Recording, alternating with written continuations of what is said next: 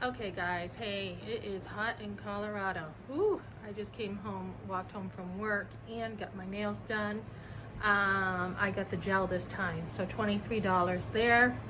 And then I got my eyebrows waxed. If you can tell, I like it. It sheds more light into my eyes. So I like the wax. But I haven't had a wax, and Kevin Leandro's probably watching this and going to accuse me again of having a posh life. Screw him, right? So I haven't had a wax since, like, I think my firstborn son, once I was a mother. And I used to have waxes in hairdressing school because that's what we did, right? When you're in hairdressing school, that whole culture you're from, having an eyebrow wax or nail polish is not a posh life. It's like normal life, right? So just when I was in hairdressing school, I had that. Other than that, I didn't really ever get my nails done. I mean, I've worked all my life since I've been like, 15? Off and on, I've worked all my life. So I haven't always been like somebody who can always afford to get my nails done. So today I got them done because the job I'm at, it requires me to use my hands a lot and more likely to get chipped, my nails. This other job I'm working at starting tomorrow, I'm gonna have a little more of a gentler setting so I don't have to worry about my nails. So I'll probably put gloves on at my job just to protect my nails more. And the lady there is like, you should get the powder. The powder will make your nail polish last longer. And I'm like, not today, not until I have more money, So I just got, you'll see a video up from the courts. I just got like 5 or 6 papers from the court from yesterday. Stay on top of your paperwork because you don't know what's coming. So yesterday, after looking at Kevin Leandro's accusations again about me, I had already put a rough draft together of some motions. So if I don't have time to get it, I've got a rough draft pretty much going out.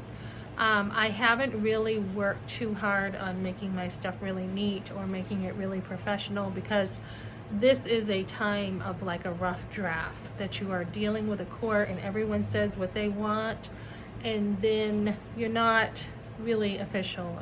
Well, it's official, but it's just kind of like communication until the hearing, right? So so the judge has denied my husband a court order of protection against me. He tried to say I was sending harassing emails, when in fact, even though Kevin tried to manipulate the paperwork and show Ben saying he didn't want contact once, he kept giving those papers to the judge, right? He kept doing that. He like manipulated it and added it on to like the end of each page. But that doesn't take into consideration Ben going back on his word, going up and down with it, taking my phone calls at work. So the judge has denied that and saying that this is not sufficient evidence, and it's not. So when he's talking to me and sending me mixed signals saying he moved on, and then I tell him I've moved on, and he's like, what do you mean you moved on? Those are mixed signals. And I was just listening to someone this morning who said, look out for mixed signals because indecision is a decision. And I thought that is so true. If someone can't make up their mind, that is the decision. The decision is they are not committed. So, so that was denied. Let me see. The judge didn't think Kevin sending me these emails, they don't really have to be polite, he said. I felt like they were rude, what Kevin sent me, and I felt like they were harassing. I told him to cut it out and he kept going.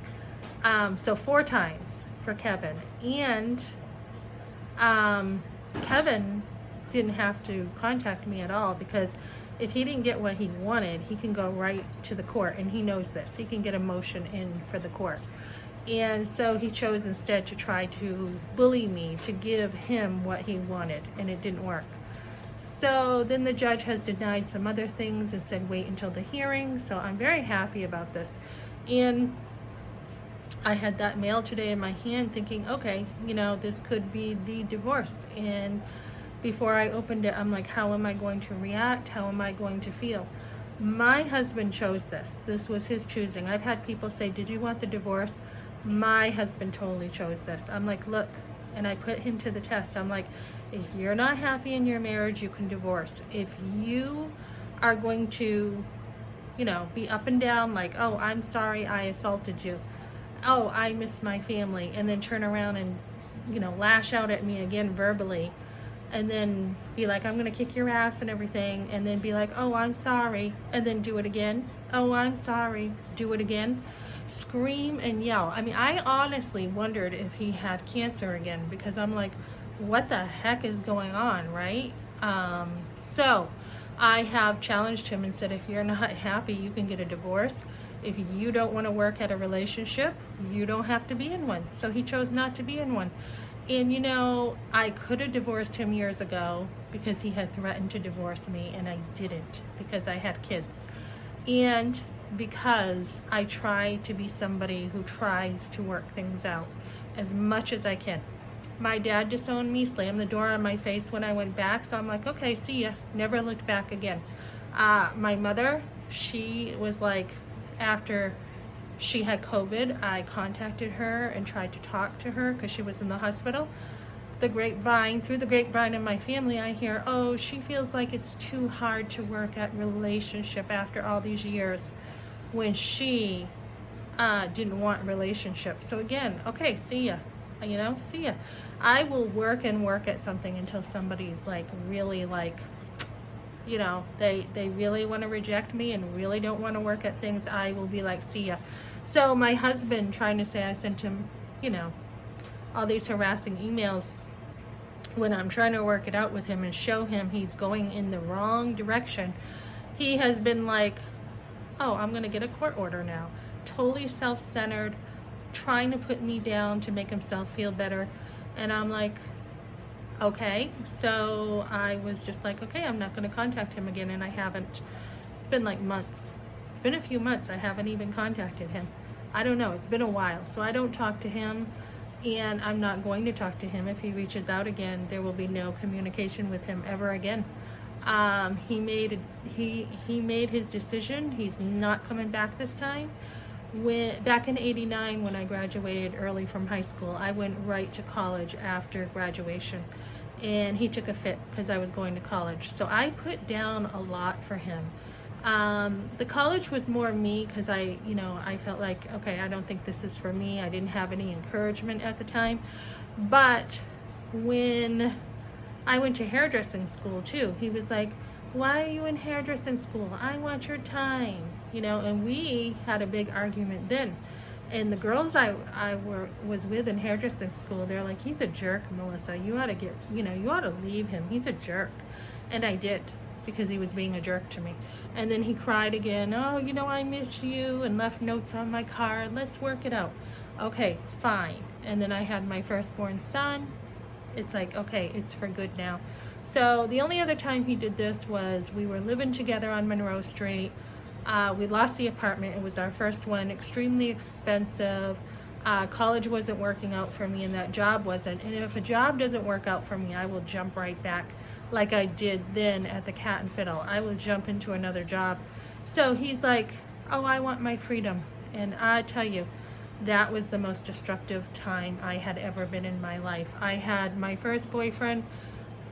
He left me because of the pregnancy. I was mad at him. I couldn't get through the emotions. I was just mad at him. And everything was a mess, with my mother taking over and my mother trying to got in the way of me and my boyfriend. We didn't even have a conversation by ourselves to try to straighten things out. And then she got in the way with my other boyfriend, and then she tried to get in my marriage, and I had to keep putting up boundaries with her. But by the time I dated Ben, that was pretty much it for me. And then he was like, okay, we lost the apartment. I want my freedom. And I'm like, oh my goodness, I was so mad that he did that to me, because he made a commitment. And this time it doesn't really bother me. There was some pain I shared before, but it doesn't really bother me because he's shown his true colors to me. So let me see. So when we had broken up, like I said, I did not care about myself, and believe me, there was a line of guys waiting for me, and I didn't have to worry about finding a boyfriend, and I didn't. So I had dated like 3 other guys, and when I left him, I started I was already dating, I had started to date someone, but he wanted to get back together. So I got back with this guy, and Ben wanted to work things out, so I was like, okay, fine. But I was like divorced in my heart. I was just like, we are done. So, so when a guy does this to you and he can't keep his word, rejoice, be glad. You know, when it happens as a Christian, it's a little different when you're in the world, right? The world tells you piece of paper, marriage is a piece of paper. But when you're a Christian and you change and you believe in marriage and you believe that it's supposed to be, you know, for good, forever. One man and one woman for life, and then he takes a hissy and he's mistreating you and it's not healthy, and he goes down and he expects you to like live in his truck with him. I don't know what he expected out of me. For my kids, our kids, to live in a truck. That's basically what he was saying. And then he was complaining, you haven't come back to New Hampshire. Do you have a place for us? No, I don't. Well, okay then. Then I'm not going to come back to New Hampshire without a place. So this is kind of what I've been dealing with, his issues, if you want to call it. So I'm happy with what the judge has said, and I will be putting in more motions for other things to continue to stay on this. So that's what I got for today, guys.